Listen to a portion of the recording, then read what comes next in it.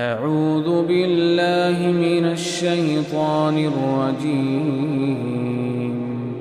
بسم الله الرحمن الرحيم. لا أقسم بيوم القيامة ولا أقسم بالنفس اللوامة أيحسب الإنسان أن لن نجمع عظامه بلى قادرين على أن نسوي بنانه بل يريد الإنسان ليفجر أمامه يسأل أيان يوم القيامة فإذا برق البصر وخسف القمر وجمع الشمس والقمر يقول الإنسان يومئذ أين المفر كلا لا وزر إلى ربك يومئذ المستقر ينبأ الإنسان يومئذ بما قدم وأخر بل الإنسان على نفسه بصيرة ولو ألقى معاذيره لا تحرك به لسانك لتعجل به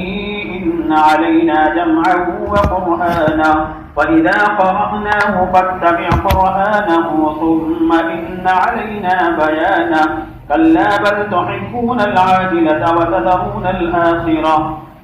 وجوه يومئذ ناظرة إلى ربها ناظرة ووجوه يومئذ باسرة تظن أن يفعل بها فاقرة كلا إذا بلغت التراقي وقيل من راق وظن أنه الفراق والتفت الساق بالساق إلى ربك يومئذ المساق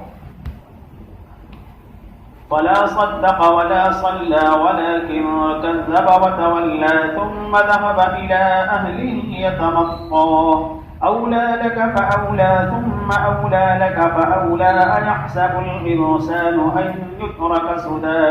ألم يكن نطفة من مني يمنى ثم كان علقة فخلق فسوى